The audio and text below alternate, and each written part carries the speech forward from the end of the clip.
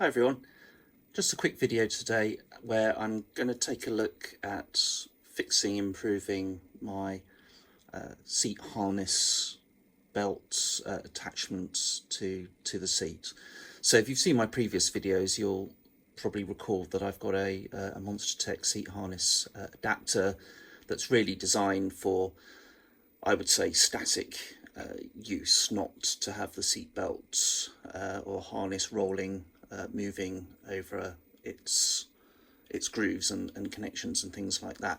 So what I've done here, I've marked on the seat, you can see with a bit of sort of dark green tape there on the side, really the position of my shoulders, so I get a good idea of where I want the new seatbelt harness mount to fix to, you know, just for measurements and things like that. And here what I've done is I've taken the Monster seat mounts that you can see, the black plates on the top there, bolted it onto the back of a bit of 4080 profile that I've cut to size, and at the bottom I've installed two keel rollers. These are rollers that are designed to attach to trailers for boats and jet skis and things like that, and I'm just getting that ready to mount to the rig. So in case you're wondering how I'm cutting the aluminium profile, I did start off by trying to do it by hand with a fairly large hacksaw, but quickly learnt out the hard way that was making a real mess of it. So instead what I've done is I've attached a 60 tooth, tungsten carbide tipped saw blade to my cordless circular saw here, and I've got to say it does a really good job of cutting through the aluminium really easily, to the point that I can actually do it by hand. I don't even need to like a guide or anything like that. So totally recommend this way of cutting the profile. Right, I'm just getting the brackets now lined up as close to the seat as possible, and the reason I want to do that is because of the angle of the harness going down into the seatbelt tensioner down here. If you notice on the actual base unit, the straps are quite close together, whereas basically a feature, because this is a pilot seat, you haven't got the holes for shoulder straps that you might have on, say, a racing seat, so they're coming out to the side. So I need to get these brackets as close as possible together, so there's not too much of an extreme angle going down into that seatbelt tensioner. Otherwise the motors aren't going to be happy.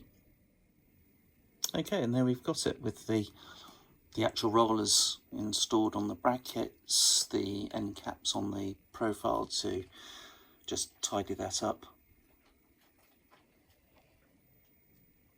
And as you can see, the top straps, the shoulder straps of the harness, are now easily able to move through this roller.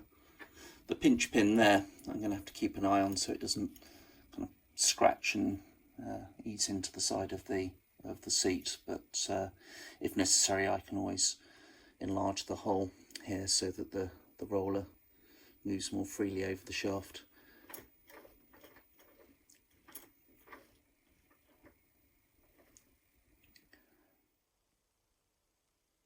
So I went back to the drawing board a bit, having rethought the positioning and feel of the keel rollers, and you notice now that I've moved them from the front mounted position to the lower position of the 4080 profile, and I'm hoping this will work out a lot better. And according to the seatbelt tensioner guide and instructions for flight simulation, you want the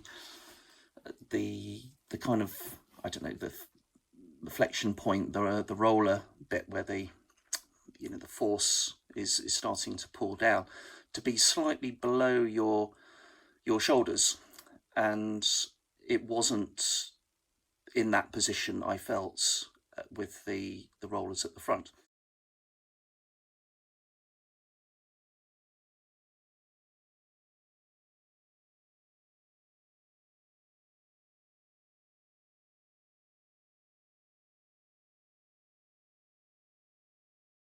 The other option that I benefit from by being able to mount them slightly behind the seat is you can see that it's not going to be an issue with the pinch pins on the shaft there. It's not going to come into contact and sort of scratch and mark the side of the seat.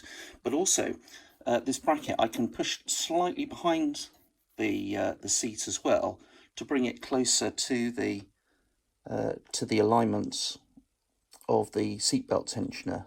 The guide basically saying to keep it between 90 degrees vertical and 83 degrees, whereas I was actually exceeding that limits by having them on the front.